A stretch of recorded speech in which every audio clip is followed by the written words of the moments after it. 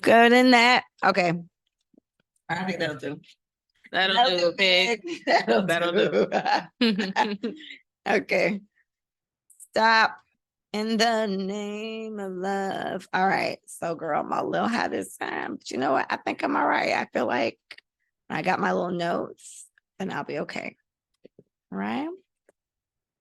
All right. Ready? No shot this time. We'll do a sip.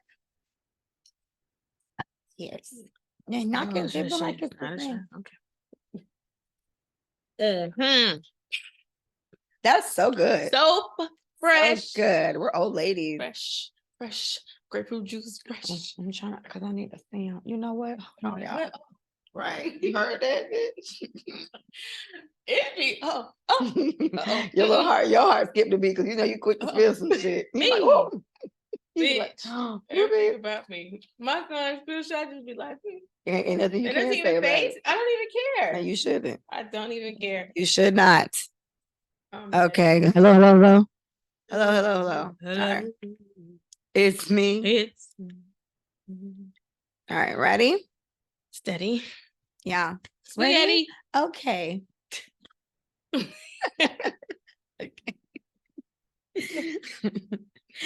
Hey everybody, it's Lee, and this is Let Us Say It For You. Big Mike in his ass. Gang. Look, I got her like I said I would, right? Because I'm not a lying ass bitch. Okay. So guys, this I know. Hold on. Okay. This is Big Mike's last time on the pod as Miss Big Mike. Ooh. Because next time she gets host, she will be Mrs. Big Mike. Alexa, round of applause. Sorry, Teddy. Okay.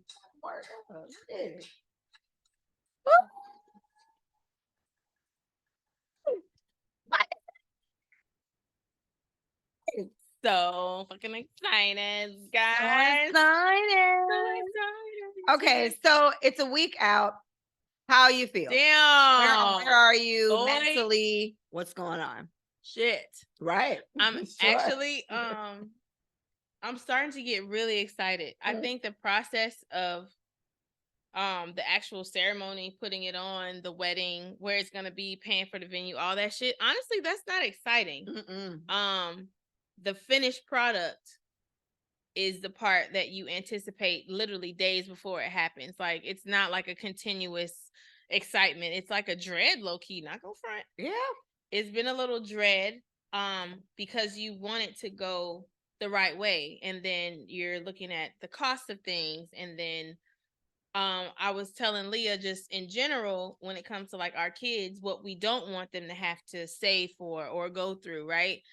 And then you think about your family and what they can and cannot contribute. Like, it's kind of been like a very heavy, it's been a heavy process for me. Yeah, like, shit, you know? So all those realizations, all those hard conversations, all those big girl moments that I had to have throughout this whole time, I feel like has led up to this point. And I'm fucking ready. Yes. Super stoked. To wear that fucking dress and just drink with my friends and dance the night away. Yes. And yeah, I'm excited. It's gonna be great. All of our children are in the wedding. Both of her sons are, one is gonna be walking, one is gonna be staring at us, right? Being held. Right, being held down. And my daughter will be the flower girl. So I'm very excited. I personally am very excited because this is the first time I'm gonna get my makeup done, like ever. I've never gotten my makeup professionally done. So that's for my bitches. Super excited. Mike could pay for that for us. I'm very, very, very excited to right. Kevin Hart voice. It's expensive. It is. But it's worth it though. It's so worth it. It's gonna be worth it. I'm very excited. So y'all gonna look good as fuck. I'm so prepared. I'm so ready to look good as fuck. I'm actually really excited for like the finished look. We're gonna look so good. Yeah. Oh my gosh. You remember what I told you? Did you put your reels together yet? Yes, remember. Okay, so your wedding. Remember the ones that I was sending to you, the ones I have sent as late to the group before the bachelorette. It's in the mix. Okay. I saved them all. It's fine. Okay. They have their own little. You gotta plot them out. They have their own folder thing. I haven't seen any more that I liked, but there are ones in particular that I want to do.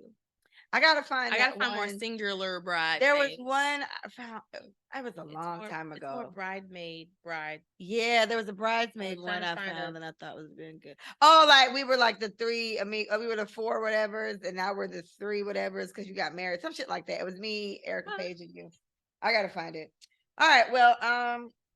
Well, then, I mean, and that's it. To me, I guess I always think about once the big event is over, it's like, damn, that shit came and went, didn't it? Came and Like, fucking once went. you do all this build up for Whoa. this one particular day, and then bitch, the next day it's like, damn, that shit done. Wow. Yeah. So Yep. maybe to go into it with that, you Mhm. know, so you really can like just soak up every moment. every like just moment. Yeah. just relish, you know, Yep. in the moment because you know, big. And then I just really hope I do all the fun things I want to do in my head. Because there have been Plot 'em out in your there have mind. been really cool trends that I saw at weddings that are effective for pictures and videos, but are also effective for me being able to drink all night and me actually being able to eat. Right. So there's just certain things that they did to kind of like move things along so that people won't drag me and Willie They gonna all drag it. night. Yeah. Not all night. They get an hour to do that shit. That shit dead after that. I'm finna be. Oh my god. They ain't gonna want no picture with me. I'm gonna be slurring. So, so excited. But yeah. Well, I'm very excited about it. I'm very excited to be in the wedding. Very excited to go to the party, see all our friends, get so lit. You know what I'm saying? Cry. It's gonna be great. That's what I have to really prepare myself, right? Because I got to make sure I got my Kleenex looking my cleavage or something. Mine's like a cut like this. So I'm gonna just tuck some in there, or hold it under the my bouquet because. Are you staring at somebody with a pocket? Christina Paige might have pockets. I think we had me at the end though, but it was me, Christina Page. So she close enough. If I put it in your pocket and give it to a real bitch. That's what I was gonna say. It's gonna be over, babe. You know, yeah, I'm gonna cry real bad. Shout out to Felicia. Okay, something I want to talk about. Are you familiar with a guy named Keith Lee? What he played in? What he do? He was a professional MMA fighter for like 10 years, and now he's a food critic, like or something like that. He's a black guy, very nice black guy, like he's very well spoken, very humble, which is funny. I didn't that he like fight people for a living, but he has like 14 million followers on TikTok, and they really like any place he says the food was good, the line is like wrapped around the building immediately. So that's and they were like, they kind of call it the Keith Lee effect. You know, they call it that, where if he does come and he gives your place a good review, then your shit's wrapped around the corner and it's good for you. Yeah, it was awesome. So anyway, the issue, I did not become familiar with him until literally I heard about this maybe a couple of days ago. And he kind of got it. He's doing a food tour with his family. And what he'll typically do is, everybody on TikTok, restaurant people, they know who he is at this point, right? So he has 14 million followers. So he's obviously known. And what he'll do is he'll send his family, like his wife and his kids or his mom, whomever in there, and ask them to order the food and then bring the food out. He'll eat it in the car and give it a rating. He doesn't go in himself because they recognize him as soon as he walks in there. And then they treat him like he is Keith Lee. He doesn't want to review it based on his celebrity. He wants to review it based on just your regular everyday person, which is why he has so many followers, because he gives a very honest review. You know what I mean? He says it's this much. He says it's this or whatever. So he went to Atlanta, bitch, and is straight smoking Atlanta. So the issue is that he gave a review on a place called The Real Milk and Honey, not to be confused with Milk and Honey, which is funny because when I saw the video of the place, the last time I was in Atlanta, we tried to go to this place. The wait was like 2 hours. It was like 2 hours, but there was no line. And I was like, okay, so we just said, fuck that. And we ate at the place right next door to it and just sat right down. So anyway, his family went. They couldn't get a seat. They told him the wait was like an hour and whatever. There was nobody in line. They told him they couldn't order ahead, and it was just a lot of rules or whatever. So you couldn't leave your name as like, they didn't take your name or anything. They said you just gotta wait. Or they said something about like being closed, but the door was open. It was just weird. But exactly. But no, he said they were very, very nice. But it was just very unprofessional still, but they were very polite with it. So then he came out the car and was like, okay, let me try. So he goes and they're like, oh my gosh, Keith Lee, come on, come sit down. We got to see. So he was like, no. He was like, it's fine, but I thought you guys said there was no seat or whatever. So they didn't really have much of an explanation. And he was just like, well, it's okay. Never mind. I'm fine. I want to eat. So he changed his mind and didn't eat there. So he left that as the review. He was like, but everybody was really, really polite. It was like, it just doesn't make sense. Your door is wide open. There's not a lot of people in here, but you tell them these people, my family, or telling these regular people that there's like an hour or something wait, but then I walk in and it's free, but you have empty seats every fucking where. So what is it? So it was just weird little stuff like that. But he did say they were nice. Bottom line is the company responded honestly in a very ghetto way, in my opinion. The owner was like, the wife was like, did you see what this Keith Lee guy said? And he was like, Keith Lee, who is Keith Lee? Like they literally made a TikTok like that. It was so fucking corny. And then one of the managers there tweeted and she was like, y'all let somebody with autism or Down syndrome, tell y'all where to eat. That's stupid as fuck. It's just TikTok or some shit like that. She went crazy. So everybody was like, we don't know him to have autism or Down syndrome or anything like that. What are you talking about? But she just said that. So why the fuck did it go so far? So either way, Micah, from that, this man has been getting death threats. His family's been getting death threats. They've been telling Keith they're going to kill him. Atlanta. He gave another review about oh my God. Why the fuck are we like this? From he went to Old Lady Gang, which I can also comment on. I can also comment on. He went to Old Lady Gang. Same kind of deal. They wouldn't let anybody sit until but they invited him. They invited him to come to the restaurant, but he sent his family first, the same way he typically would. Same thing. They said they didn't have any seats, blah, blah, blah. It was just a lot of know what their family like by now. Exactly. Well, I guess not, because the family, he never posts them. So I guess it's just, you wouldn't know. You know what I'm saying? So anyway, hilarious. It is funny. So anyway, Old Lady Gang, he kind of gave the same a review of Old Lady Gang. He said what he liked, what he didn't like. They charged $1 for butter. It was just like, that's so dumb. It's a breakfast place. Why you charging me $1 for waffles? Getting water for certain places, like it's like $4 for a bottle of water. It's just so insane. So people are cussing the fuck out. People are telling him they're gonna kill him. People are telling him he better shut the fuck up. Coming in Atlanta doing stuff like this. Chad Ochocinco came out talking shit about it too. He was like, he thinks it's fucked up what he's doing. As a black man, you know how hard it is to start a back business and do this and that. You can't handle stuff this way. So this Keith guy, again, very, very fucking well spoken. Very, very calm, very, very fast, very, very smooth, very, very. That's like, he might be off a little bit, bitch. He seemed like he might be crazy. That's what Chad said when he got checked. His daughter checked him, as did Keith or whatever. And the whole point was he was like, I can't just give positive reviews because then it's not authentic. People do follow me and listen to me because I give an authentic review. Yeah. And it was like, he really does help. He retired at one lady like in a day, just based on his reviews, how many people came and sold out of stuff. Just, it seems like he really is a really nice guy and really does do very helpful things. And Chad Ochocinco, for the most part, kind of retracted his statement because his daughter checked him, said, no, we don't diss him right here. He's a really nice guy, whatever. But I guess my issue, the point of all that was, I think it's so ridiculous the way some black businesses tend to handle criticism. I do not have to just fucking support you because you are a black owned business. Right. And I don't know why a lot of our black owned businesses, and I don't want to say all, but there is a large majority that just, they fail so bad in the customer service department. Yeah. For whatever fucking reason. They rude as fuck. They dry as fuck. I can say this from a Jamaican standpoint. How many friendly ass Jamaican ladies take y'all orders at a goddamn restaurants? None. Not none. None. They be acting like they fucking oxtail gravy. This is their curry goat, specifically, and you taking their shit. Yeah. Everybody moves like DMV employees. Yeah. So for me, I thought that was, and then it's like it resorts to y'all threatening to kill this man and his whole family. That's just too far. Very clearly, like saying that you gonna get fucked up. We finna murk this nigga. Like this is how they're talking. Just because he gave a review, and the review wasn't even bad. He said everybody was very polite, but he pointed out the fuckery that was going on. It doesn't make sense. So my thing is, we've always lacked accountability. Lord. And I think, unfortunately, we've always been victims in so many situations.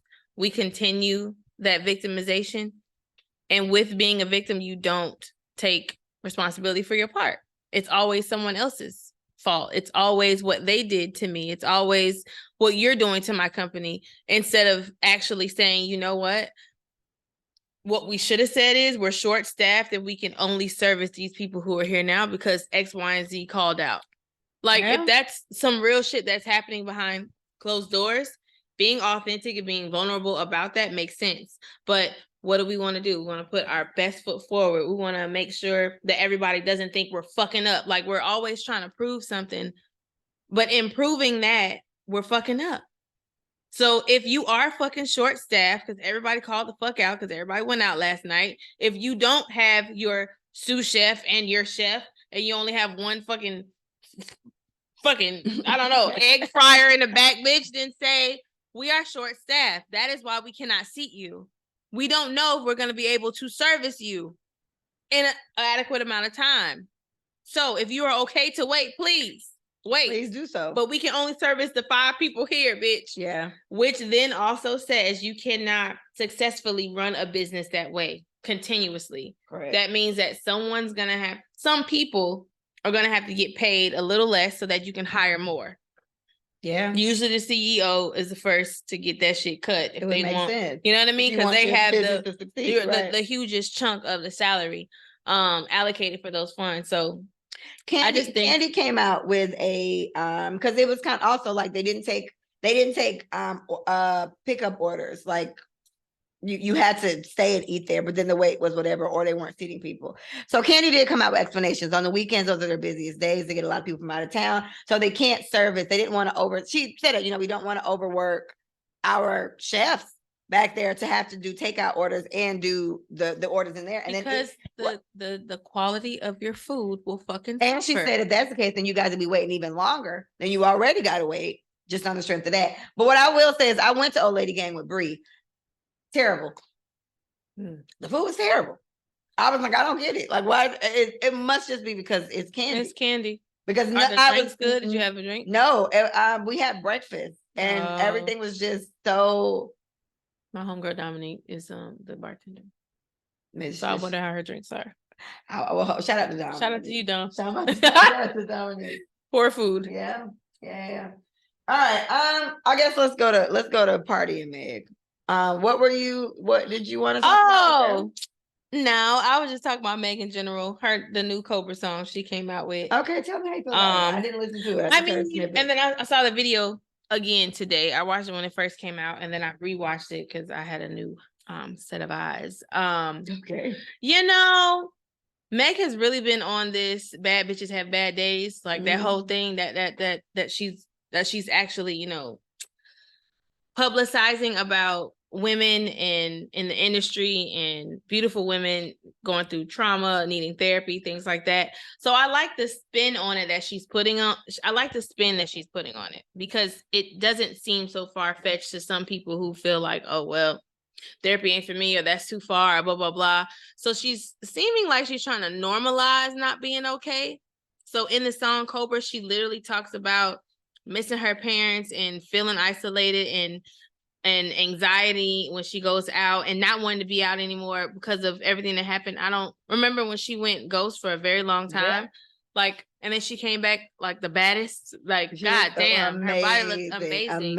And not that it wasn't amazing before. But wow. But it was just like, whoa, you've been working. You know what I mean? So the song just talks about how you shed your skin, you're shedding the past in order to walk into your future. So it was a really great, and she used the anime things. Did you feel like it was demonic? I heard that review a lot, and they were like, when Doja does shit like that, we just automatically say Doja the same. So my thing is, Megan is an anime fanatic, and anime is demonic.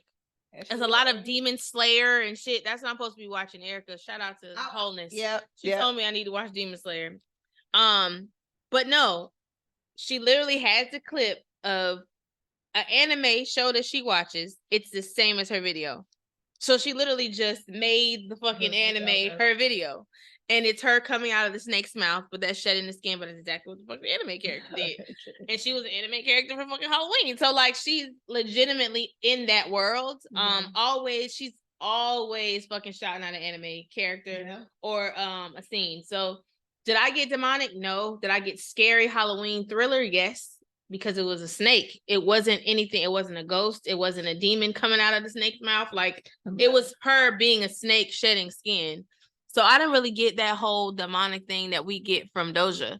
Doja goes too far. I don't think this was far. I think this was OG. Yeah, I don't think there was no blood in it. It was literally her like a snake. Like if she would have been a snake, she would be shedding skin. Like it was nasty, if anything, because she was peeling this shit. But yeah, so no. I like what she's trying to do. And it was a really good fucking video. Just very good. Theatrics. It was a good video. Cinematically pleasing. pleasing. Yeah. All right. So in the song, she drops a line. Call him caught sucking dick. Got about some sucker got to get his dick so in the bed I lay in. In the bed I lay in. Yeah. Is that about him? The world is assuming it is. And then he replies, because he's allegedly dating, clearly dating Jada Kingdom, who you probably don't know Jada Kingdom, but she's a Jamaican artist. So all the Jamaicans are very excited. Well, I wouldn't say we're excited, but we shout out to Jada, because Jada got Burna Boy putting her name and talk about he bought her a Birkin. Did he or did he not? And then we see it out with Pardi ass. Anyway, Jada's confirmed or whatever that it wasn't her. I don't know who this nigga, which that makes sense because we know Meg and Pardi been broken up for some time, and we just started seeing these two around, so that makes sense. But he then responds to all the claims of him cheating with a Future post. A Future said, "The world's an evil place, man. The world's an evil place." He posts that, and it's like, why would you post Future? And then he posts a picture of Tristan Thompson, which is the nigga that keep cheating on Khloe Kardashian every other day, the one that just keep getting bitches pregnant and leaving them while they're pregnant. Oh God! And it's like, why are you doing this, son? So to me, he's doubling down. It's like, why would you post that if it's not on both niggas ain't shit that he posted? Both niggas ain't shit. Not saying. Well, maybe he's like, fuck y'all. Is this what y'all think of me anyway? So let me just something or whatever. And that's where I went with it as well. And to me, that is the most idiotic thought process. It's like, did you cheat on this bitch or not? Because that's what she's implying. And you don't have to tell us, but then you don't have to confirm it. But why put that out? You could have just left it alone. You get what I'm saying? So why further this narrative? Because you could have ignored it or denied it instead of doubling down, posting Future, who ain't shit, and posting Tristan, who triple ain't shit. Poor guy. Both of them. This is dumb. Like, I just and we were rooting for you. I love Pardi. We were all fucking rooting for you, Pardi. And I hope it's not true. And I hope he's just in his feelings about whatever the fuck, because she was with that soccer player after him. Yes, she had that little date with him. Could it be him? Oh, I mean, because I don't know. I mean, this is a very new song. I don't know. Everybody's asking why Pardi and Meg broke up. Like that, nobody even knows the soccer nigga's name. Like, we don't know shit about him. It could be. You're not wrong. He just seemed very obsessed with her, and not in a like, oh my God, it's Megan. No, they seem like they were like really good with each other. Like, every interaction I've saw. Thing to support that, or what the streets are saying, is that it's because he's so embarrassed by her fucking Tory Lanez and the baby. Because he apparently may not have known about this or whatever. She did say her nigga was embarrassed. She herself came out and said, like, he's embarrassed, by how this is taking place. Now, is the solution getting your dick sucked by somebody in y'all bed? So, and that's the thing. I don't think, so embarrassment, I feel that. But he still doesn't seem like an asshole either. You know what I mean? This Future and Tristan is getting very asshole. Well, after the fact, it's asshole. Like, the way that he's moving in this way. If he could do this, he could have did that. I don't know why that seems. I don't know. I know. I get it. I'm trying to save him. I get it. I'm trying to save him from getting. Oh my God. She said she caught him. Like she caught him. So that means she walked in while he was getting his dick sucked in the bed that she sleeps in. Yeah. We don't know these niggas. No, we don't. All right, well, we wish him well. I hope more comes out. Guys, other thing I want to point out. I said this on my Pardi need to go on Carisha, please. That'd be hilarious. Please. For me, if that is the case, right? Meg gotta just charge us to the game. Meg raps about taking bitches niggas all the time. Got bitches niggas chewing her pussy like bubble gum, taking her to the mall, spending money. So if your nigga does cheat, I mean, how much is lyrics and how much is actuality? You like, this is the life they all perpetuate. I wish Carisha would. I wish JT would. Which is crazy because JT be going in about slapping bitches over that little nigga she with. And that's y'all like. That's what y'all And Carisha just recently said on a Breakfast Club that she is about to be 30 soon and she need to go ahead and retire her city girl shit. I've heard her say this at least 2 or 3 times. Okay. She was like, damn, I want to be in love. What the fuck?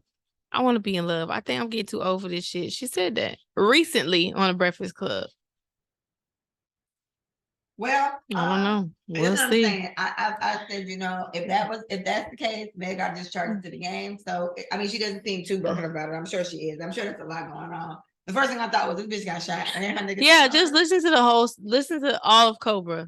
She just talks about everything that she had gone through, why she left, the fall off, the comeback, even stronger, even better, all of that. All right. Yeah. Now, does this beat leverage the fact that she's talking about mental health? No. I think it's too upbeat to be talking about mental health. But hey, I don't know. I think that's what the kids like nowadays. What's his name? Rod Wave. He's so depressing. That's that chubby boy? Yes. Did you hear the song? Now she in the club. Trying not to cry to a love song. No, to a love song. He's basically saying he said, get your hair did, get your nails done, dun, because this is your song. Now she in the middle of the club trying not to cry. But bitch, you a bad bitch, but you depressed in the middle of the club. And you go out with your friends to hide the what's going on inside. Rod Wave is deep in your heart. Go listen to that song. Do I want to? He calling the bed hoes out. We covering up what's inside, huh, Rod? Okay. All right. We lying. Next, Summer Walker. My goodness. I love me some Summer Walker. That's my girl. Oh, Summer. I love Summer. Summer done took Lil Meech back. Now, I just did the last podcast episode yesterday. No, so I just said this yesterday for recording purposes. But if you gonna take that nigga back, sis, just shut the fuck up. Just shut the fuck up. Summer Walker came out, said she shot Jada, people, right? Okay. I was trying to do this. I can't deal with the cheating just to be laid up with this nigga again. To me, that tells me something about Summer as a person. And I cannot stand bitches like that. I can't. You hoes get on my, just be quiet. You would stay here through all this shade at this bitch just to be back under this little boy that was helping his cousin with the grocery.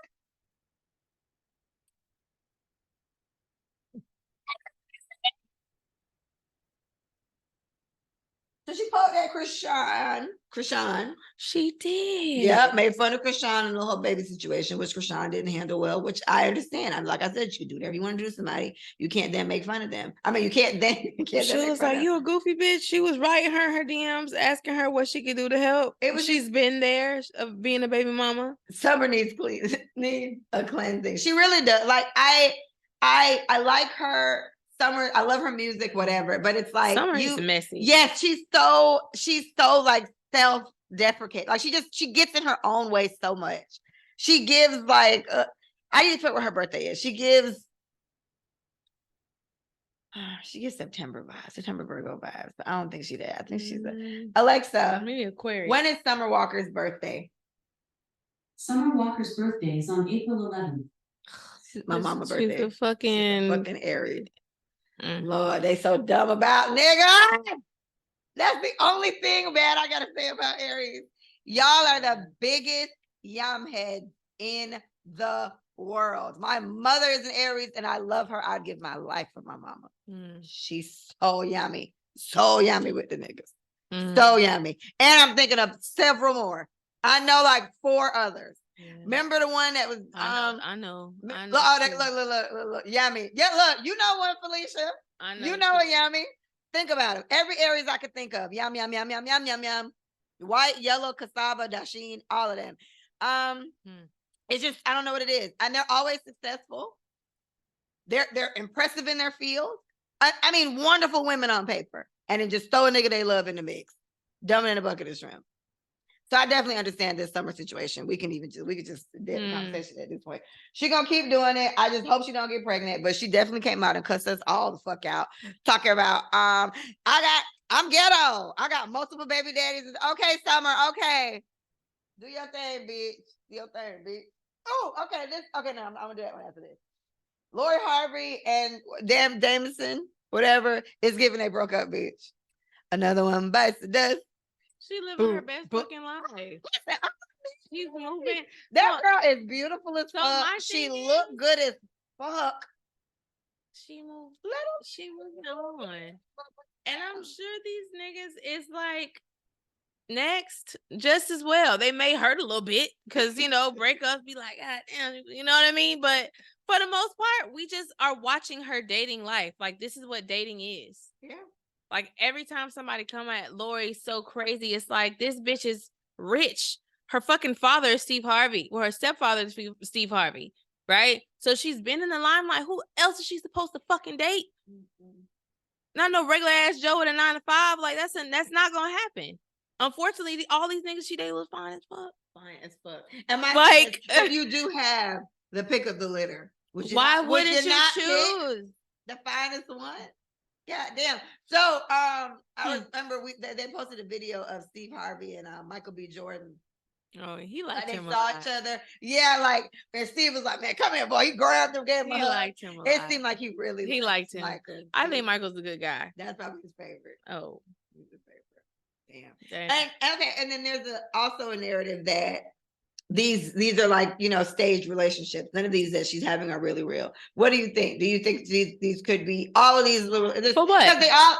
What would be the reason? So here's the benefit. In Lori's case, Lori is really kind of famous just because of who she is, and then she has like I think it's a skincare line that she has now. I think athletic wear too, maybe right? Okay, maybe it's athletic, maybe it's not skincare, but she does have something she's doing. But she literally is one of those people that are just famous because of who she is, and she's turning it into something. But the people that she dates, it does give a good level, like 2, maybe A or maybe B plus celebrities together. It just kind of boosts everybody else up. Now there's something to talk about. We're always talking about Michael B. Jordan, or we're always talking about him and Lori or whatever. So the idea is that putting 2 people together, it kind of just gets your name mentioned a lot more. Right. Throws you in people's face a lot more. It's just something to build up your notoriety at the moment.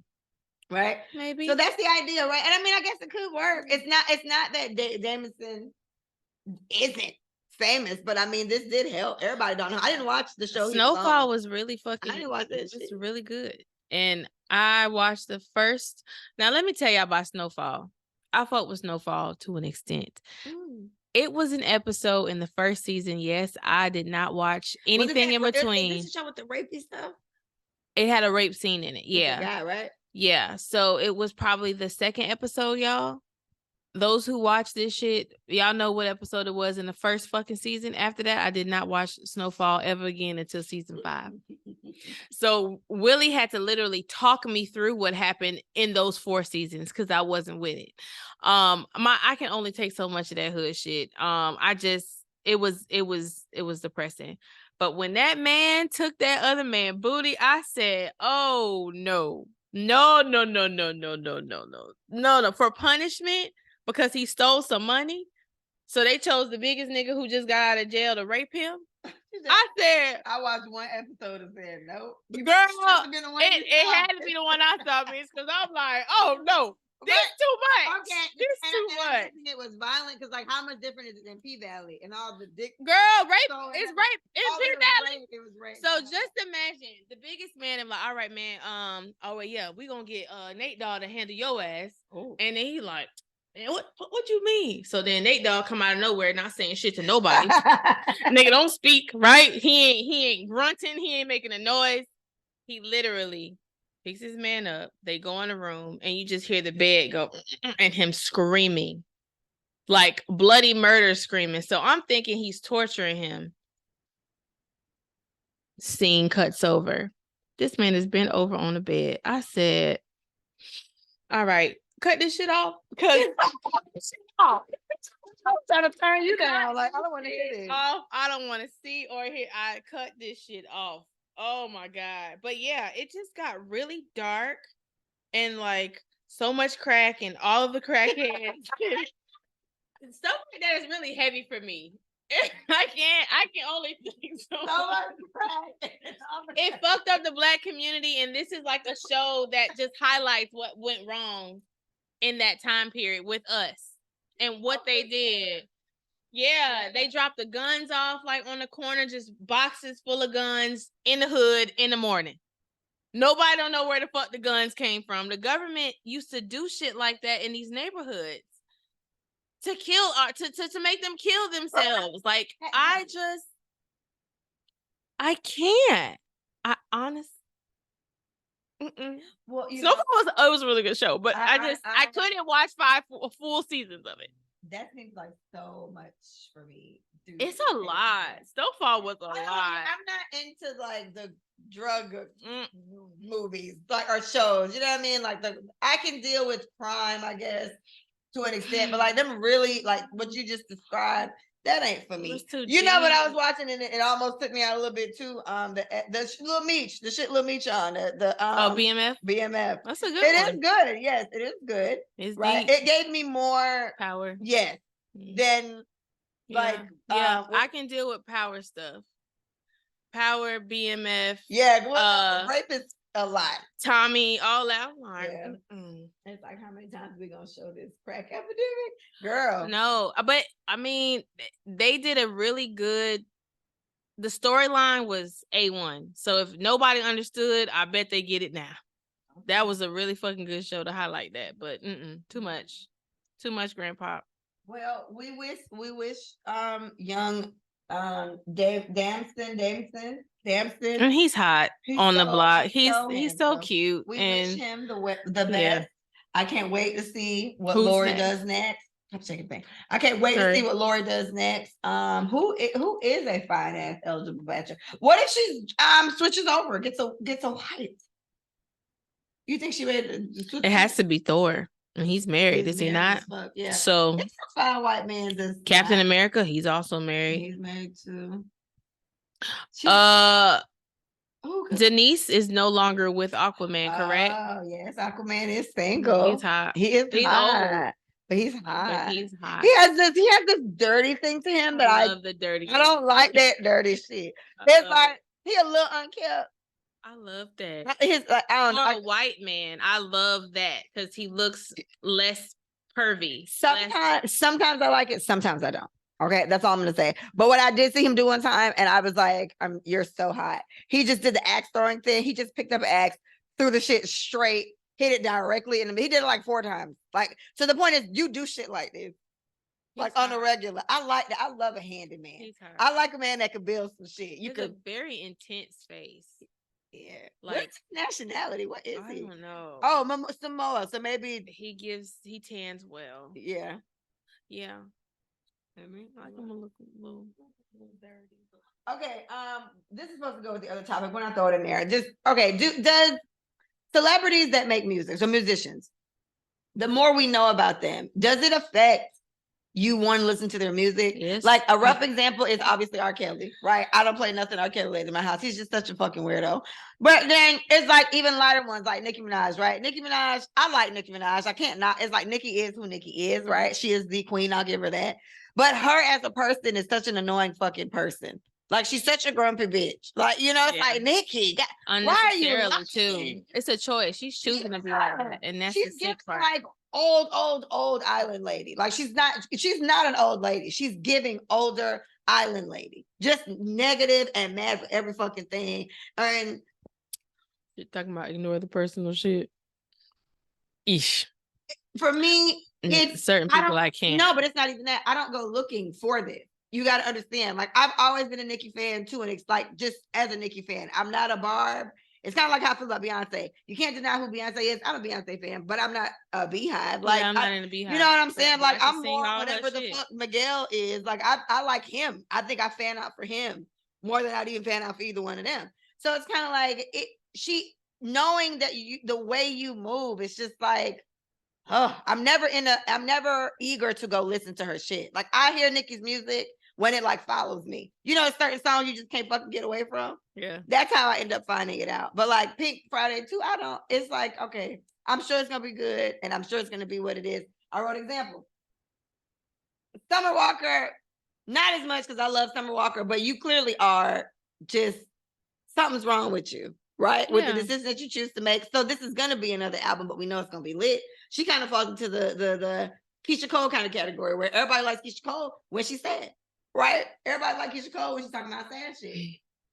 Beyonce is the only flawless bitch. I want everybody to keep their shit quiet like Beyonce. I would rather them do that. I feel like it depends on what it is. The shit that they're showing is not helping them. Yeah. Like Nicki used to be at Beyonce level. There was a day and age where no Nicki slander would be tolerated ever. Nobody even thought to say anything crazy about Nicki. Once upon a time. Yeah.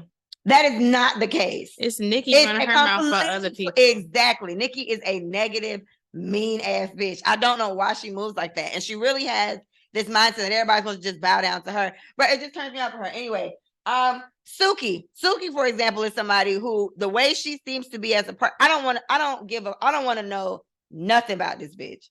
She's so annoying to me. 1 minute I'm a changed person, I'm evolving past this, and then the next minute she's literally getting walked like she does this every other day. And then when somebody asks her about maybe decisions she makes, she cusses people the fuck out. This girl was literally sitting on Love and Hip Hop the other day crying about people not letting her evolve and grow past what she is. And then she came out with the fucking song Hood Rats talking about her pussy wet and she need a panty line. She's saying she doesn't want people to ask her about shit like that, but you keep doing shit like that. Yeah. She came out saying I'm a changed person, and this bitch laid down on the floor at the BET Awards. What the fuck is she doing? Yeah. When she was in England hollering about get my coochie scratched, I want in front of all these fucking white people. She's just so fucking embarrassing. Yeah, Sexy Red as well. But Sexy Red doesn't annoy me. I believe her. Like her music matches very much in line with who the fuck she is. She was like, I can't do Suki, or I can't do Suki at all. I can't do Suki at all. Sexy Red is hilarious. I like Sexy Red. I don't know what it is about her. She is ghetto and country. But she's also, but she's not having like a fucking identity crisis because Suki comes out with the song she comes out with and then cries about it when people ask her about it. Yeah. But that sounds like what's her name? Big girl who's getting slandered right now because of the way she treats people. Lizzo? Yeah. Oh gosh. This is classic Lizzo. One day you love your body and you're so glad that this is the skin that you're in, and then the next you are crying about being the weight that you are, and you're upset at the world for constantly throwing at you that you're a big girl. And then I just pick a side. Are you going to be big and beautiful, or are you going to decide to take a hold of your health and change your weight? Pick a side. That's all I keep saying. People are mean. I get it. People go off of what you give them. And so if you're giving them Suki, suck this and fuck this, then okay, cool. Then we should know you for that. Don't try to. What you switching it up for? So defensive. She gets so disrespectful. It's like, well, yeah, I was sucking dick on OnlyFans, but I had to feed my family. You bitches sucking a whole bunch of dick. Everybody did some whole shit. No, bitch. We all ain't do some whole shit. Like, speak for yourself, okay? Yeah. But if you did this, just living your truth. You did this and posted it on the internet and are mad at people for knowing that you did that. Yeah. What the fuck is wrong with you? Like, what is wrong with you bitches for real? Like, that shit is so crazy. And so, on the point of knowing these people more personally, because they start talking about their lives, Trina, for example.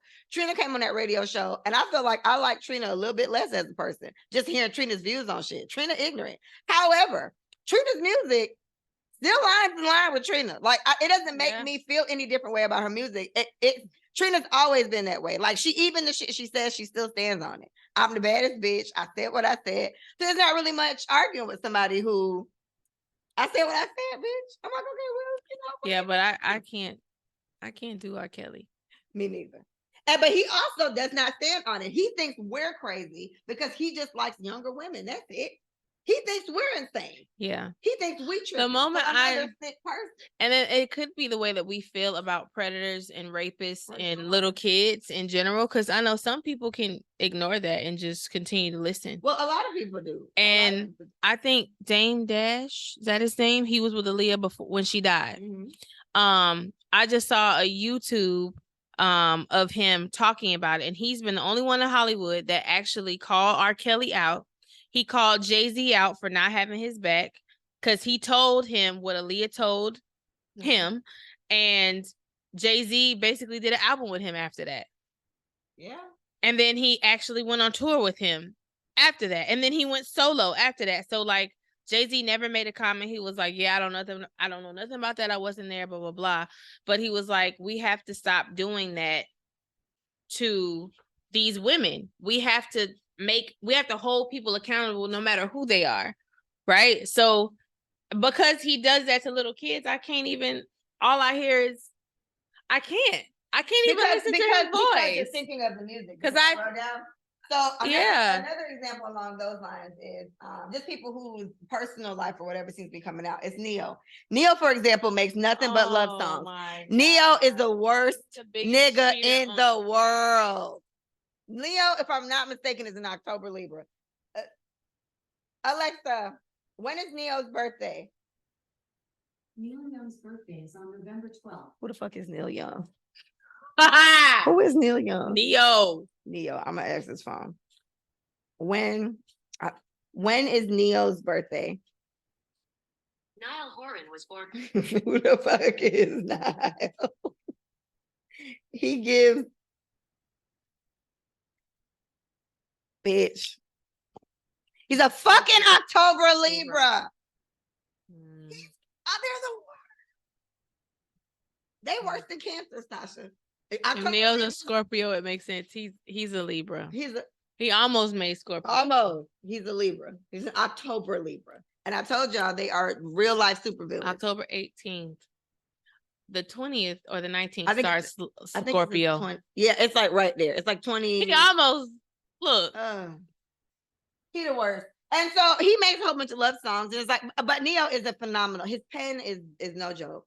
His production game, like all that. So Neo is fire. But it's like knowing the way you've handled your wife, both of them, or his first Monetta and now Crystal, and then all these baby mamas and all these.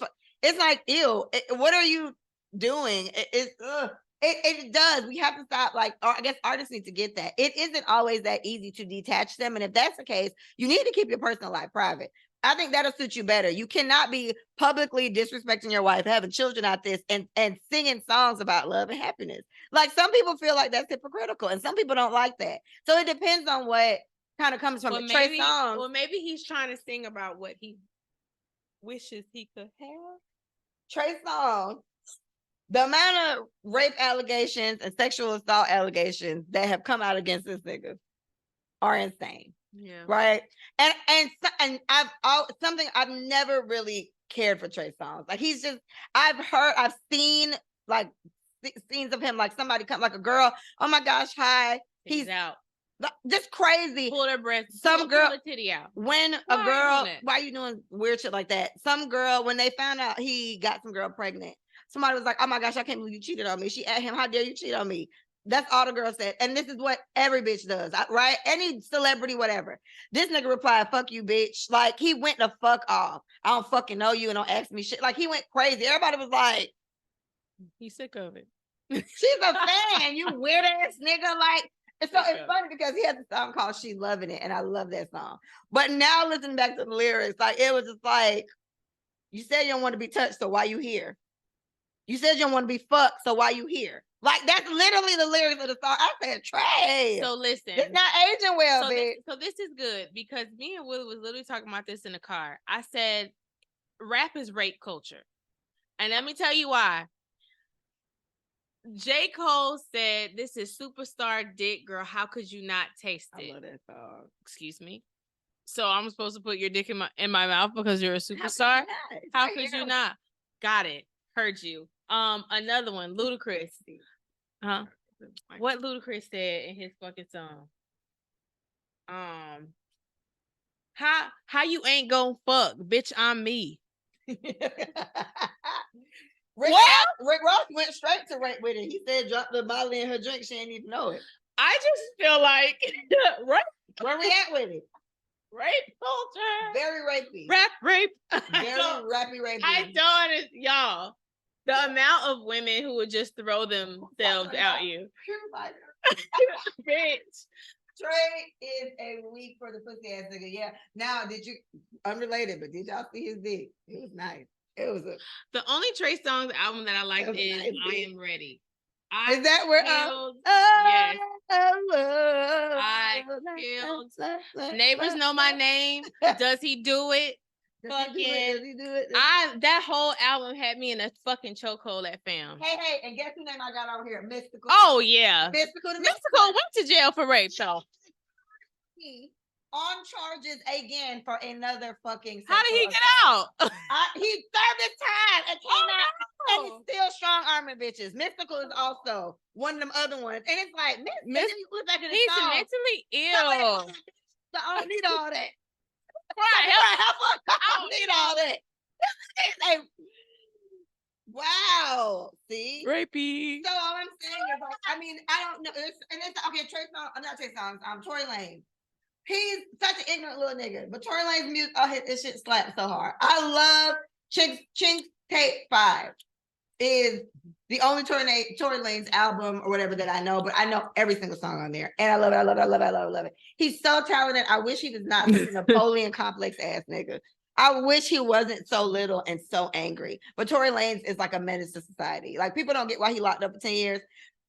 That's light compared to what the fuck he could have got based on his fucking rap sheet. That nigga is terrible. He's like a terrible toddler, bitch. He is terrible too. I love Tory too, but he. Wait, I came in. Okay, wait.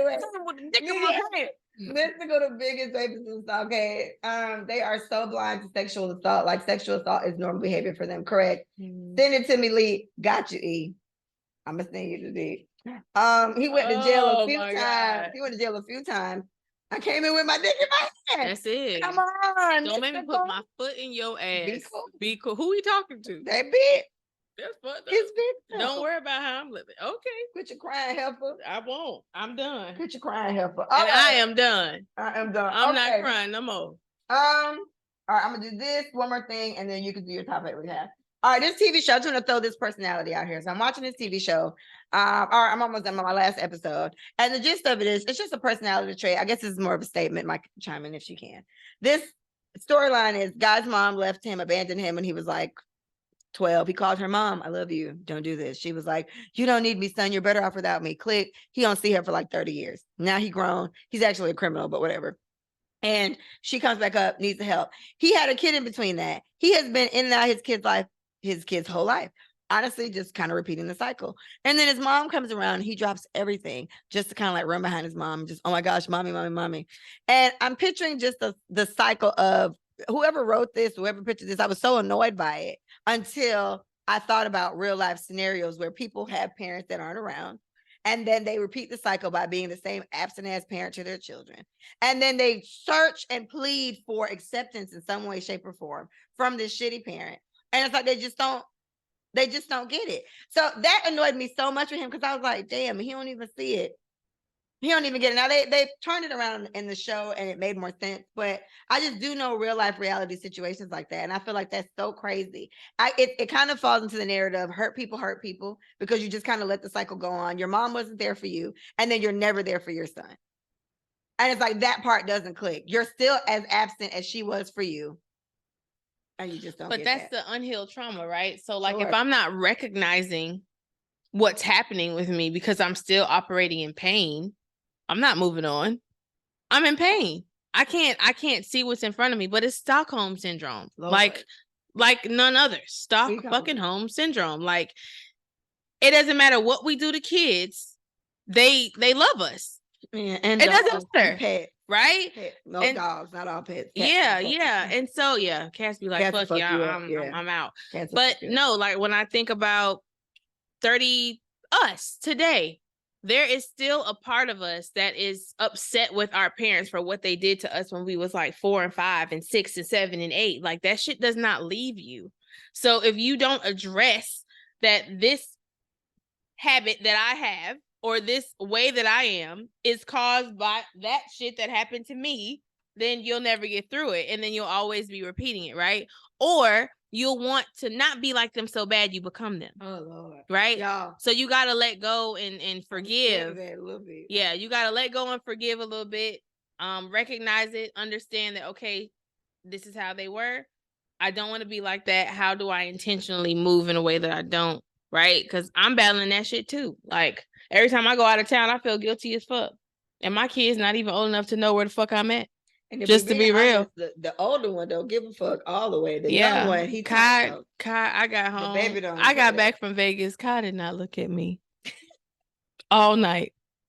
He fed from my breast. 2 seconds, did not stare up in my eyes at all. He's like, looking to the fucking side, would not look in my eyes. So like I said, these are things that I'm still healing from because my mom was always out of town. But I didn't know it affected me so much until I had kids. And I'm like, I don't want my kids to be like, my mom was never there. That shit still fucks with me. And I know that I'm going to be fucking present and I'm here. But I swear, it used to be bad, y'all. When I went to work. No. That's what I'm saying, but you just no, be something that no, it did not fucking bother me. I don't think it bothered you. It didn't bother me because I had other people filling that void, right? But when you get older and you start realizing how you wish things were based on just other people's relationship with their parents when you're older, because that's when you really can tell if you fuck with your kids and they fuck with you when they get 21. Yeah. The older you get, the closer you're supposed to get with your parents. There's a drift that happens when you're teenagers because we want to do what the fuck we want to do. And I don't want family time. Oh, we have fucking game night every Friday. I'm like, oh, fucking change the record, Deborah. Fuck, I want to go to the movies with my friends. So like you get tired of them, but then when you get older, shit start happening to you. Like, you start going through things like your job starts mattering. Like, you know what I mean? Like your life changes and you need them a little bit different than you needed them when you were younger. So for me, it's just like a constant reminder, like, just breathe. My therapist told me I have irrational fear. We have irrational fucking fears based off of what the fuck our parents did. So y'all need to start addressing that shit because you're gonna be just like this man following his goddamn mama to the end of the earth and not being there for your children. You gotta address that shit and recognize you are doing the same thing. I guess that's the hardest part for people. That self-assessment, that checking yourself on shit. Yeah. All right. Well, fuck him. It's a TV show. All right. This last thing, and then we can do your topic. Gabrielle Union and Dwayne Wade are allegedly separated.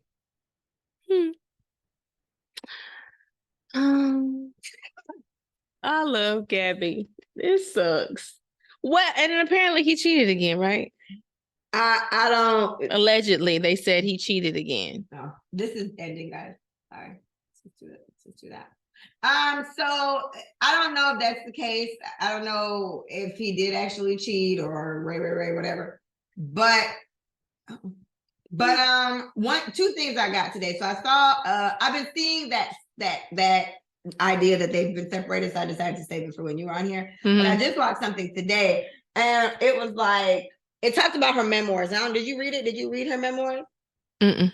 So she said two things in there that jumped out to me. She was like, remember, he had that like outside child baby, when they were like on a mini break or whatever. And he proposed to her like within the same month or like a couple weeks after that baby was born, after that girl had that baby. So within that same month he proposed. And the idea was always that he did this so she wouldn't leave him. Yeah. But she straight up said she wouldn't have left him anyway because of the public embarrassment.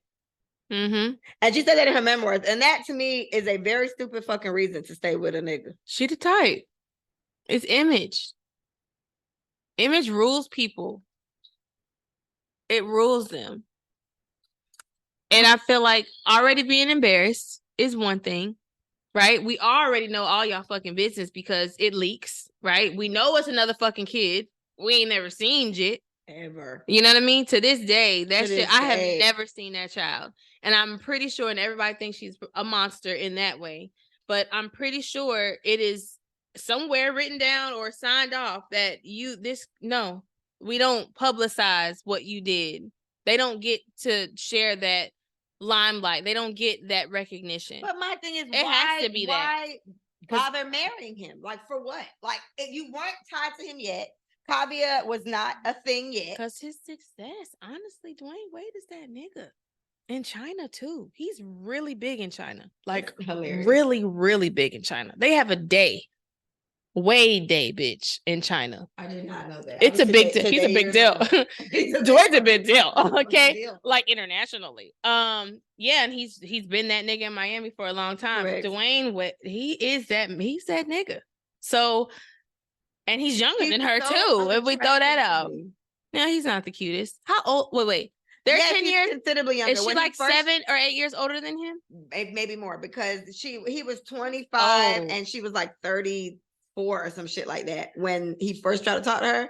And Alexa, how old is Dwayne Wade? Dwayne Wade is 41 years old. Oh, how old is she just turned 50. Alexa, how old is Gabrielle Union? 51. Gabrielle Union is 51 years old. Oh, so it's a 10-year gap. 10 fucking years. It's like, and then she said in her memoirs as well, if she was the woman she was today back then, she wouldn't have stayed with him, which I hear a lot of women often say. She grew up. So, I don't know. To me, Gabrielle was already married in that situation with that chubby dude that was fucking cheating and broke. So you already came out of a fucked up marriage, and then you throw yourself into another one. And then apparently the inside, whoever's giving their business said if they did officially decide to like break up for real, they would be on some Will and Jada shit. Yeah. They would just never, they would stay married and just live their own lives for years if need be. And I'm just like, but you know what? As far as assets, Will and Jada have a lot more things together way than they more. do separate, and they do have a lot of separate success too. But I think all the assets, they were like, fuck it, because they have no prenup too. Yeah, we're not gonna do it. They would literally have to go through every single thing, and she says she's not mature enough for that, so they're not getting divorced. But we can see she's not mature for a lot of shit. For plenty of reasons. When it comes to Gabby and Dwayne, he literally just came out and said, and that whole financial 50-50 thing is because he made a comment about it being in his house. And she was like, you'll never do that again. So my thing is the pride of you, right? But I also think things come out in arguments where people say things where they probably didn't mean what they said, but also his net worth is way more than hers. And I'm not saying she's scraping by to pay whatever the fuck that Miami house is. I'm not saying that. You got money, bitch, but you don't have Dwayne Wade money. And my thing, if I get it, it's our pride, it's us feeling the independence. Is although we're married, you're not going to rule me, because our moms came from a certain era where they were controlled and given allowances and all type of shit. So we are trying to rise above what the fuck you can and cannot tell me. And you saying that this is your fucking house and we built this together? No, bitch. Now I'm paying half the rent. It's which is dumb. You know what I mean? It's like it's so stupid. So stupid, Gabrielle. Again, now I'm feeling like I have more of an insight into her mind. She's dumb. Gabrielle Union is dumb, bitch. I'm sorry. None of that makes sense. You were embarrassed as fuck, married him anyway. Fine. But my thing is, what are you marrying him for? That means that she just one of these bitches that just want to be married to say they married, but you miserable as fuck. Because that don't make no sense. What you doing that for? But look, what if the love is just so strong there? Right? I've never been treated like this. And he is not a good man, but he's better than what I've had. And I can see myself building a life with him, although he has these shortcomings. But I want to be with him. Sure. And he looks good and he's Dwayne Wade. Sure. And this is what comes from that. Yeah. This is now the life that you live. Yeah. You're now putting in memoirs saying shit like, if I was the woman I am today, but then I wouldn't have stayed with him. Well, you were fucking 40 something back then. So what the fuck? That was you wasn't that right. What the fuck? Like, it's different if you was in your 20s or whatever. And so to me, she gives like Summer Walker vibes. These bitches be making the poorest decisions. Okay, don't talk us to death about it, Gabby. Wait, let me talk about my friend. Fuck. Gabby is my bitch. She's dumb. Gabrielle is dumb. Gabby has done a lot of self-inner work. Because she was the fucking worst in her 20s. Right. She was the worst type of woman in her 20s. She didn't celebrate anyone's success. She was always fucking gunning for the prettiest bitch in the room because she did not feel adequate. Like, there's so many different things to Gabby. She's been sexually assaulted multiple times. Like, she's gone through so much. So I do feel like the inner her of what she deserves has been stifled with. Like she hasn't been able to fully grow into who she is because she's always healing from something. So I do feel like broken people have a tendency not to know their worth as soon as they should, right? Because you're just still trying to fucking heal from the last fucking trauma that you just went through. You know what I mean? So no fucking excuse. But I just feel like who she was 10 years ago was still a broken and insecure woman. How long they been married? Not even 10 years. Yeah, it can't be 10. Yeah. How long have Gabrielle Union and Dwayne Wade been married? Gabrielle Union and Dwayne Wade got married in 2014. Yeah. 15, 16, 17, 18, 19, 20, 21, 22, 23, 29. Yeah. She wanted a kid so bad. She had 10 miscarriages and all type of shit. Yeah. IV, all that. She wanted a baby. If anything, she wanted a fucking baby. And this is the person that she felt like was gonna give it to. And I mean, look what they went through to get it. She still had to get a surrogate. Yeah.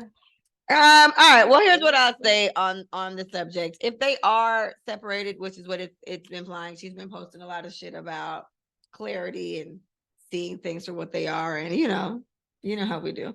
And we are so annoying. And he has been out and about with other bitches. Like people have just seen him very close, having the quote was having intimate conversations with some other bitch. So it seems like maybe there is a little trouble in paradise or whatever. But I feel like she shouldn't have married him. Right? Yeah, he got to be. If she 50, 51. He should be 41.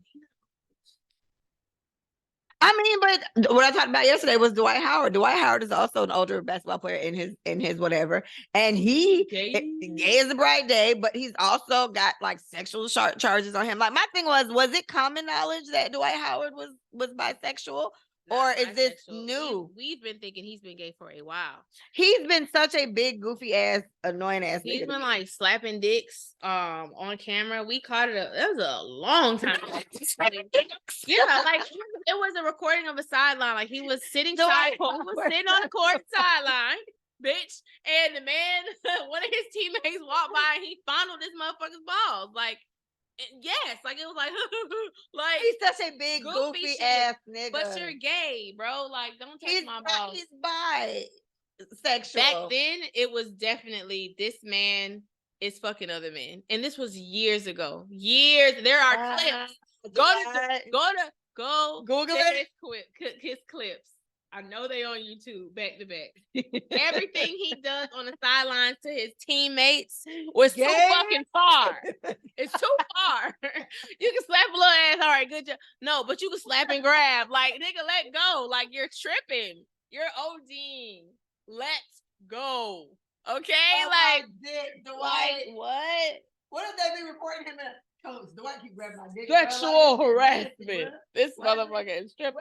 And I don't know if you heard the story of it, but the thing is, him and a gentleman were DMing, and Dwight invited him over to his Costa, and the guy came over there, and everything was cool, and then all of a sudden, and he said Miss Kitty, or it was like quotes, Kitty, not Kitty, not Miss, just Kitty. Kitty came out, but it was an older man, full beard and everything. He said in kitten heels, bitch, like 2-inch heels. A dress and everything came out, and he was like, what the fuck is this? And Dwight was like, and then Dwight grabbed him and like forced himself on him. And what? Right. It sounds like a fucking joke. This is not real. That's not real. This is real. It sounds like the movie we just the show where he's the guy in the room and like sexually. Yeah, is this Snowfall? Yeah, so then after this, so he made Kitty take him home. Like Dwight said, Kitty got to drive you home.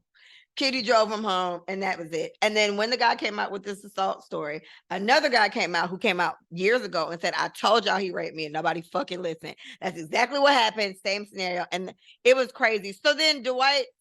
So he ripping buttholes out here? That's the story. So here's how Dwight just embraced this whole gay thing off rip. Dwight was like, first he came out with like something funny, like typing real fast, like POV, how y'all want me to reply to these rumors? Just some stupid nigga shit. Stupid, big, goofy, dumbass nigga shit. So he did that. But then, like the same day, later that day, Dwight Howard's lawyers released a statement on behalf of Dwight Howard. And it basically thing was this: there was no assault. This was consensual. Like, so they didn't deny that fucking took place. He just said, didn't nobody like booty banded that man. Just enough things are going. Enough things are going with Dwight Howard. But I digress. I just Dwight was just in and you know that there's rumors like that about Dwayne Wade as too. I've never heard it. Dwayne has not this aggressive, but they've just because he's probably maybe because he colors his hair and he's such a free spirit, I guess. But he trying to do that for his kid. Right? That's what I think. And then Gabby is so forward with image. But that was part of it too. She's been posting. She hasn't posted them kids and nothing like that in a long time. That was another part of the rumor. Yeah. She's just been posting her and Kavia. So she might be on her Brian McKnight. She might have said, fuck them kids. I said, me and my baby gonna be all right. We gonna live a good life. She's been playing Lemonade in the house. Well, Gabby girl, we wish you and Mr. Wade the best. Yeah, and my thing is, I don't know why they would have to keep this facade up. Like, I don't know. I get it. This is the other thing that worries me with when you legally tie it together like that, and then you on some shaky shit like this. Like, why would you even get married and your shit is not on 1,000? So think about it. Ugh. The stages people go through in their lives, right? We change. Things that I used to like 5 years ago, I may not fucking like. Right? Like it just happens. My mom could die. A switch can go off and I could just turn to an evil bitch. I don't know, right? So there's things that are happening alongside marriage. And all the ups and all the fucking downs, but the willingness to want to be there and to be able to deal with whoever the fuck you about to get in the next 10 years is the difference. So if you turn to a rapist, I'm out. That's a tough one. If you cheat on me and you get her pregnant, I'm out. If you cheat on me, we're open, right? We're open. Hey, what the fuck this nigga over here, okay? But I'm not signing papers, bitch. But no, like, there's certain things that's just like a no fucking go. And I feel like for her, when she said if she was who she was then now, she wouldn't have stayed. That was a low blow. You had a whole baby. I've been having 10 miscarriages. She shouldn't have took it back. Right? She should not have been there. Because that was the point. Because that's a low blow. She said, to this day, I can't even put the words to that feeling. She recently said that. I have no words for that. I still can't wrap words around that, what happened. You know what I mean? And me going through that. She don't even have words for the shit. So if you don't have words for something, you shouldn't be in it. You shouldn't be doing that. But yeah, so like you said, I'm not calling you dumb, Gabby. I'm calling you dumb, Gabby. You dumb. Someone who has not dealt with their inner shit fully. Yeah, okay. All right. Wish you well, Gabby. All right, last thing, we'll do your topic with parents. Give us the synopsis. What you were saying. I mean, brief synopsis. You know, Leah was talking about it the other day with her teeth, right? And what her mom did not do growing up, taking care of her, taking her to the dentist, shit like that. But I'm thinking about this housing shit. It just comes back to housing. The housing situation. Hey, sis. Right. Fucking girl. Hey, girl. Shout out to your daddy. Tell him I said, what's up? He a real one, period. But I think about the process of the housing. I think about the process of getting a credit card and the process of keeping good credit and actually utilizing all of your credit so that you can get the points and that you never have to use your own cash. Like little shit like that I feel like they've learned because they failed at it, right? At least tell me what not to fucking do, right? Not even, you know what I mean? Not you. Tell me how you fucked up. Tell me how you fucked up. I don't fuck up. Damn. That's what I do with my dick. Just share. That's so true. Just share. Because I do feel like our parents are supposed to save us time, money, and energy in some way. In some way. Save that for me. because it's supposed to be a little easier for me, right? I'm supposed to be better than you, a better version of you. You say it all the time, right? So I just was thinking about just the process of getting a house, and I've learned so much in this time, from February to now, and I can't imagine not passing this shit down, not saying how this goes, right, in a very elaborate way that it's understandable and not something that can't be touched or understood. Yannick said Jamaican parents want you to fail. What a sad thing. Well, you know what? Another thing, I think it is trauma. And I do believe that they think that we're supposed to go through the worst of the worst in order to be successful. But shit's fucked up, right? Yeah. We've always been taught that the only way you can see the finish line is if you struggle to get there. Says who? Right. Black people have constantly have had struggle of all sorts. And that's what we equate to actually finally seeing the finish line and being the most successful, because we went through so much shit and we were raped and we were blah, blah, blah, blah, blah. Why does it have to be that fucking deep? Why I gotta be homeless before I become a billionaire? Yeah. That's unnecessary. Teach me. Think about the other, right? And that's not the case. They don't. Little Jimmy parents. They think smarter and not harder every time. Motherfuckers got trust opening they credit in their kids' name, make them a buying land. They just start doing a lot of shit in the name of that. Because they know real estate, and they know that these kids don't listen. 15 to 19. And they know literally like what needs to happen for them not to struggle. They need land, they need credit, and they need money. Yeah. So let's just tackle all three. Let's just try to take care right? of it. Yeah. So like I said, our parents, what they didn't know, whatever, but when you fucked up, tell me how you fucked up so I don't do the same thing. And I'm trying, because I'm thinking about like things I've gone through with my mom, what advice I've gotten and what I haven't. Like, remember I said to her one time, I was like, Mom, when I was applying for college and all that, you didn't help me do shit with that. Financial aid, I filled out FAFSA forms out by myself. Same. Bitch. I did the applications out, whatever. And it was just like, where were you during that whole process? Because I'm already thinking about it with Liana and Mia. So Micah suggested we take my sister on a college tour. I said, bitch, let's do it. So we about to take Leon on the motherfucking road. It's lit. Yeah, we're going out. We're gonna see colleges. We want to send her and Mia to HBCUs. Clearly, Michael want to send her kids to that, right? Her and her husband met there. So it's like it's that type of shit. So it's like, Mom, where were you with that? And she was like, and my mom, what I give to her is she receives all this well, and I don't know how much of that is.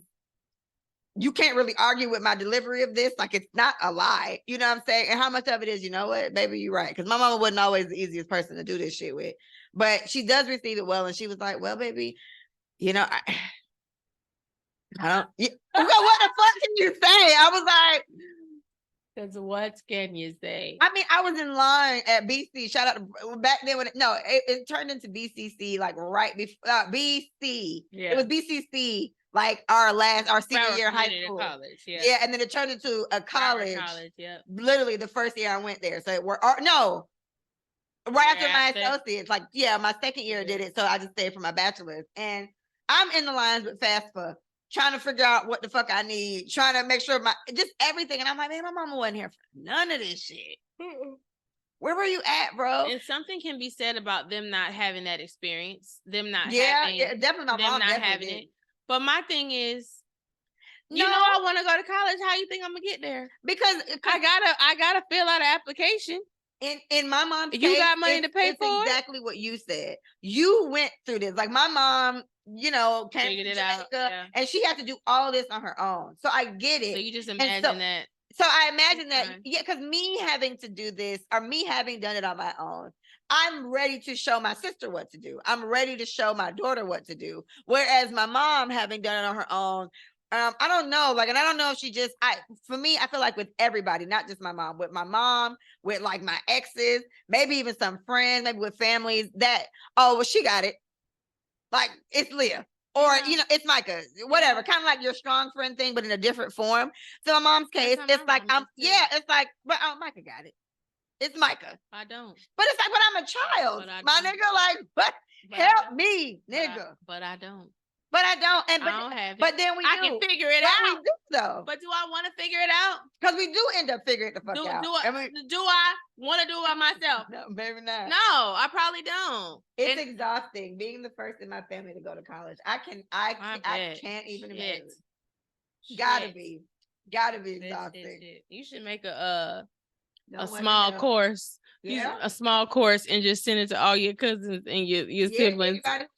Watch this shit. Cause I'm tired of repeating myself. Wow. Yeah. So so that's the only thing I was saying about just parents in general. Just if you don't have the tools because you just didn't know it wasn't around in your time, then show me how not to fuck up. Show me. And for me, I like messages like this specifically for our generation. I like this for us because I think we're in a very good place right now. All the millennials be in our 30s, right? That's where it right to be. And this is a good time to have that conversation with your parents. I never missed the opportunity to relay this to my mom because I have a young sister. My little sister just turned 17. Shout out to my Scorpio. She just turned 17, but I've been my sister's voice box. A lot of the shit my mom did when I was growing up that I didn't care for, I was around to see to it that she didn't do this shit to my sister, didn't move that way. My mom was never abusive or anything like that, but her own trauma and shit that she had presented itself in ways to her kids. And so I was able to curb that for my sister to an extent. And I think we're in a better place for that. But I think we're in a good place where we can kind of, just for the latter years, the grandparents' years of our parents' lives, or the rest of our relationship now when they got to deal with us being adults and not their little ass kids, that they could just do whatever to. Like, we don't, Mom, no, look, we don't live together. I don't have, push it now. I won't talk to your ass for a little bit. Like, I'll give you some distance if we don't want that relationship. So I think we're in a good space to set that tone with our parents and foster a better relationship in this next stage of our lives with our parents and in their stage. And it's also good for us to acknowledge that and be mindful of that with our fucking kids and what we don't want to do. My mom did not do this for me for whatever reason. Mia's teeth and she's very particular about her teeth too. So Mia has a teeth thing. She has a teeth thing. So her teeth are like superb. Like my ideal teeth are Paige's teeth. I always talk about that. Paige has like perfect teeth. Like they're just very, very nice teeth. Very filed and neat ass teeth. So we're trying to get you some Auntie Paige teeth. So either way, I think it's a good space to be in. Shout out to all the millennials who are healing and getting over shit that you didn't even realize is really a problem, addressing things in yourself and sometimes that does require having certain conversations with your parents that need to be had, conversations that you weren't prepared for. It doesn't have to be a negative conversation or an aggressive one, but sometimes some shit needs to be said, you know what I mean? And sometimes, you know, I'm prepared for this with Mia. When this comes up, there's gonna be something that I didn't do well for her. You know, this motherfucker told me the other day, which really annoyed me. Micah, she was like, she ain't got no edges.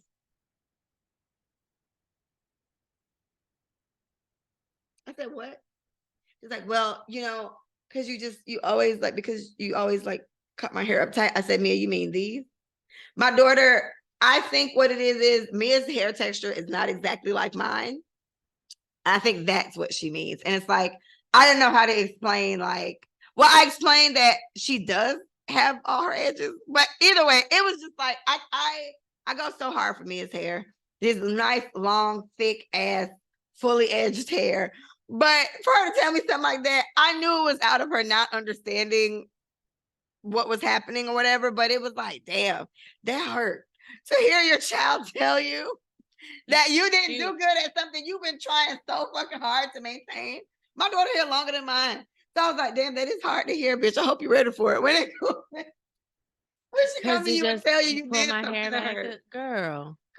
Because look, the texture, if you cut, I can make you some edges. You want some? But my thing is, okay. Okay, but that's what I'm saying. Yeah. You would literally have to cut part her hair right here and cut so that she has those. It's possible. Those are edges anyway. That's what these hoes do anyway. Yeah. They literally cut their hair to get the edges. No one has baby hair, bitch.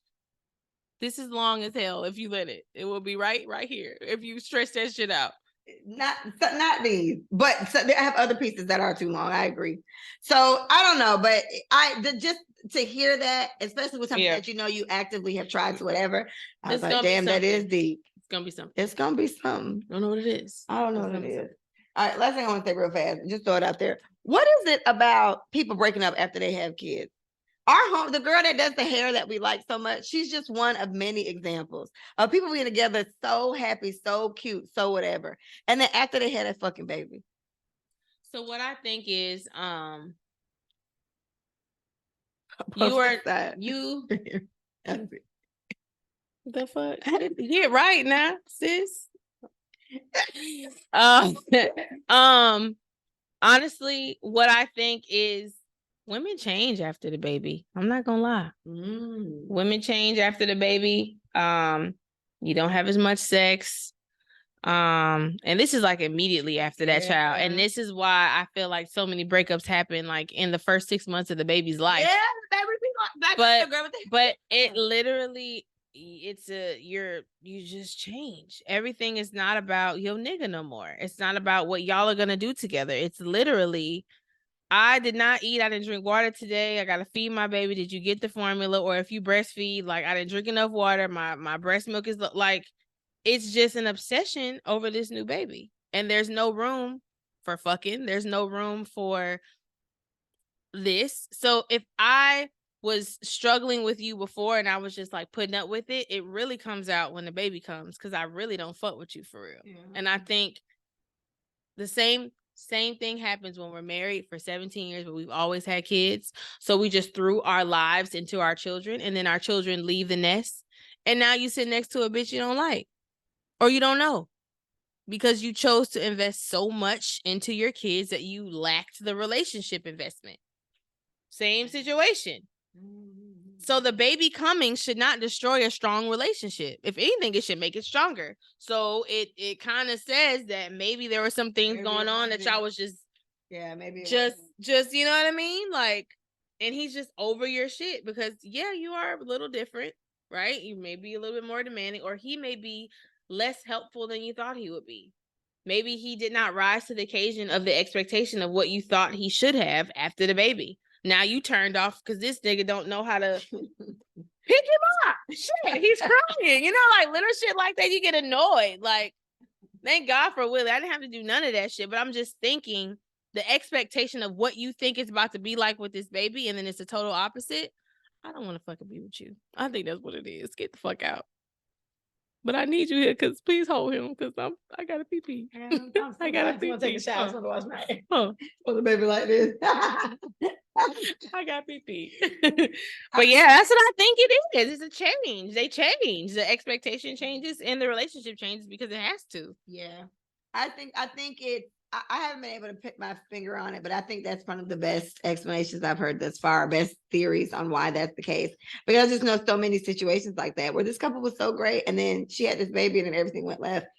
And sometimes it is a situation. I know one situation I heard, it was the guy kind of flipped out, like for whatever reason. And it was like, I don't know, hearing about it and having a discussion with somebody else about it, one of their close friends, the guy's close friends, his thought was, I don't know, like maybe this nigga thought like she was just gonna want to be married after this, like she was gonna want to go. And it's like, it's like this internal pressure that you put on yourself. That you put on yourself, but it's like, I mean, if this is not something that you wanted, I mean, it's fine. Those conversations don't always happen before somebody gets knocked up, so fine. But just have a conversation. Let it be a discussion. If that's not what you're trying to do, let's like, instead of just doing that, because I don't think men process that if they're the ones that leave after a woman just had a fucking baby and y'all was happy as fuck. Okay.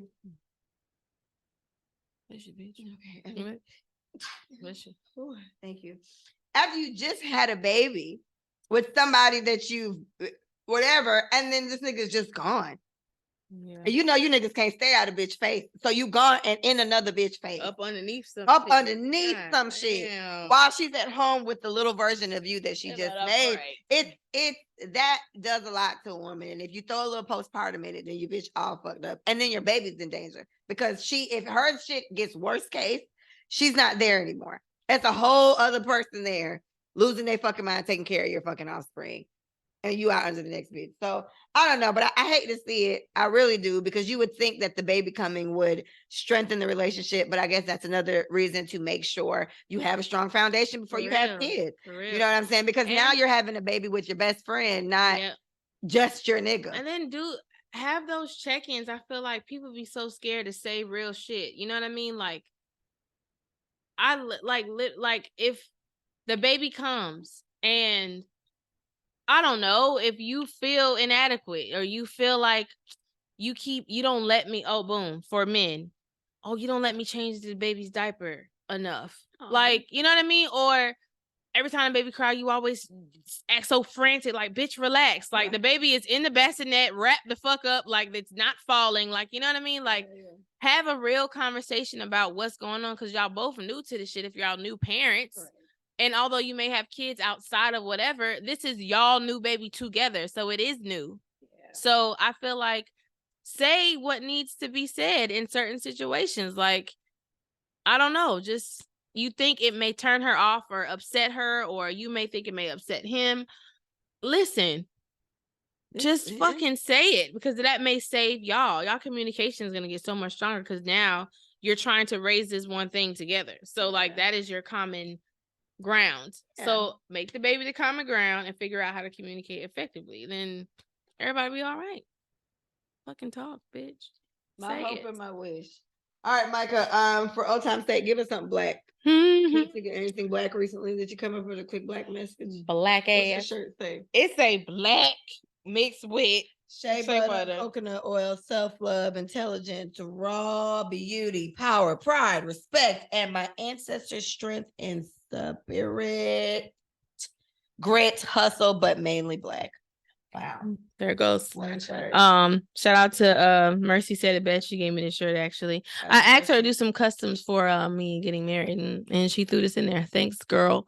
So the blackness that I'm gonna leave with you with today, a lot has happened since I haven't been on the podcast in the educational world when it comes to the curriculum and what they're teaching, what they're not teaching.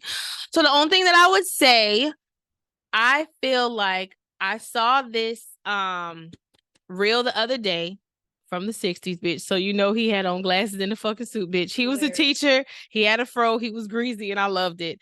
It literally said the 5 things that intentional parents do to promote like an exemplary human being or something like that. And one of them was like praise, right? When you walk into a house where there's a lot of praise happening, there is a lighthearted spirit. There is confidence. There is room for error, right? When praise is present. He said, what did he say?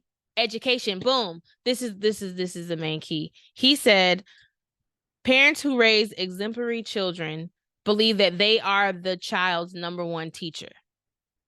So although you send your children to school and they are taught different things, you don't allow that to be their main teacher. When they come home, it's your lessons that they grasp. It's the continuation of the lesson that happened earlier today. So stop letting the world teach your kids. Teach your kids first and then let them get everything else secondhand. I'm not saying you're be a mathematician. I'm not saying if you suck at grammar that you need to figure out how to craft a paragraph, bitch. If you can't do that, you need to get a tutor. But what I am saying is you need to take full control of what your child learns and what they actually take in and what they grasp, right? So at the end of the day, Black History Month ain't going nowhere, but we don't know. The way the world's working, they may take that shit away from us. So don't just make it a thing in February. Always constantly be trying to add in the lesson about who we were, who we are, who we're trying to be, who you're trying to mold them into. Just be their main teacher. Like, it's enough of the world telling little Black kids what they should and should not be. So you be that person to tell them what they should and should not be. That's it. That's beautiful. Funny you said that, or you ended with that, because that was kind of what my grinding my gears thing was, or what was pissing me off lately. I haven't been that irritated in a long time, but last week it took the toll on me. I was with my kids' education. And I guess all I want to say is when it comes to parenting, you know what I'm saying? I think parenting, I think everybody as a parent needs to grasp that parenting is literally saying the same shit over and over and over again until your kid gets it, right? Honestly, often many times in different ways, different forms, right? Sometimes the same exact shit over and over and over again until they get it. But what is the alternative? Just not letting them fucking get it? Is the alternative them being a piss poor adult one day? I stand on wanting my child to be a better version of me, right? I think I'm impressive. I like me. So I would like her to be a better version of me. And if you don't like you, make them a better version of them. But whatever it is, I feel like it's not just as simple as taking them to school, making sure you feed them and all that. There's so much more required when you're intentionally parenting and you're intentionally trying to make an exemplary adult. You get what I'm saying? And so I thankfully I don't have the worst baby dad in the world, but his ass ain't the best, right? I got to get him together sometimes. But where he lacks, I try to make sure I can pick it up. And it's not always fucking fair. That was where the annoyance came in with me last week. It's not always fair, but the alternative is my kid missing out on something that she needs. And so I do have to bite the bullet and take this sometimes. And that does have to be the case. And I fucking hate it. And I'm shaking, trying not to cry. Micah just happened to call me in the midst of it, like she sniffed it out. And I was like, who bitch? I was trembling. I was so fucking mad. But it's my baby and I got to do what I got to do. Right. And in other ways, her daddy don't. And that education wise, we be struggling sometimes, but that nigga also does not play by his shit. Right. So I guess that's just my parenting is not just making sure they're clothed, get them in the fresh fits, making sure they eat what they want, taking them on vacations. It's not just making sure they go to school every day. There are other aspects of it that are required. And if you really want to make a better person, you have to be intentional about that. And you got to, and you have to, this is also required in thinking about kind of what our earlier topic was, whatever it was that you were missing out on, whatever it was that wasn't given to you, taught to you, something that you know now, that you didn't know back then, that you wish somebody would have told you. Make it a point to tell that to your child. Make it a point to make that something you teach your child. My daughter, for example, will not grow up under the same circumstances I grew up. Which to me already makes her a little more privileged than I was, which is, I guess that's the point, right? That's the point. Yeah. But there are lessons that I still have to make sure I instill that she may not get those lessons the same way I got them, because I grew up a certain way and that's why I got them. Yeah. I now have to teach them to my kid in order for her to get them and not be a fucking douche, right? So that's my thing. My grievance was just parents thinking it's just as simple as, well, I did this, but that's not fucking enough. Yeah. Like I literally had to say that explicitly in that way. I know what you did, but it's not enough. It's not enough. Right. And if I could say that to my mom, I have to accept when it's for me. I took responsibility in that too. You know, I have to do everything I can possibly do. I have to feel like I tried everything I could try before I'm just done with it. Right. So that requires me inconveniencing myself in times when I don't want to. But again, it's my baby. What am I going to do? Right. So I hope that you guys have that same mindset when it comes to your children. One of my biggest pride for me is somebody telling me, oh, you have such a well-mannered child, or oh, Mia is so nice. Oh, what a nice kid. What a well-mannered kid, or whatever. That to me, that's it for me, because that means I'm doing a good job with my kid. I don't need nobody to tell me I am. But when I do hear it, it does make a bitch feel nice. So that's the goal. That's what I'm gonna leave y'all with. Do a little bit more. Make sure you're checking in a little bit more of these motherfuckers, right? Because they be lying. You know what I'm saying?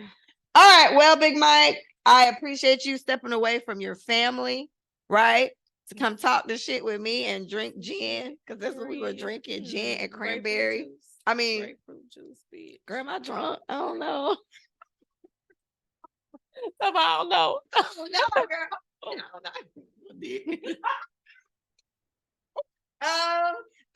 So I guess let me say this, Beth, I'm so happy for you.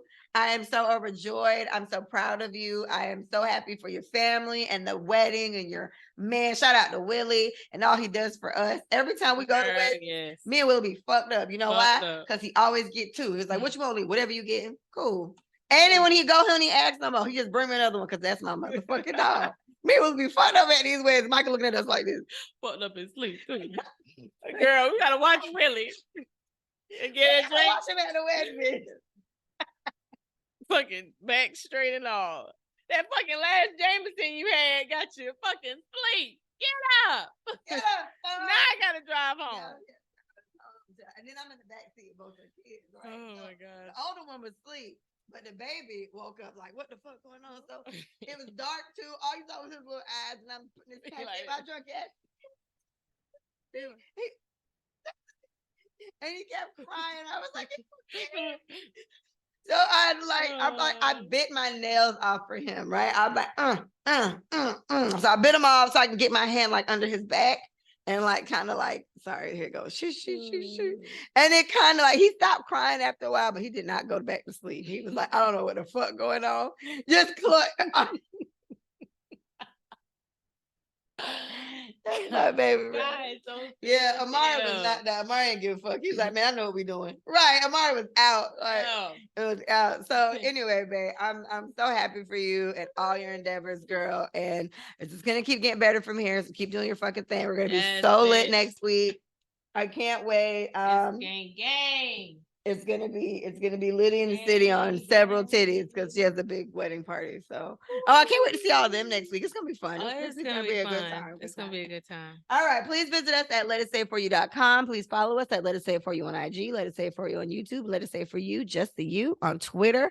Beth, it's been a pleasure. Next time you're on here, you'll be Mrs. Big Mike. Ooh, yeah. Very excited. Mrs. Big Mike Taylor gang. Taylor Thank you guys so gang. much for listening. Have a good night or day or whatever time it is you're listening to this. Thank you.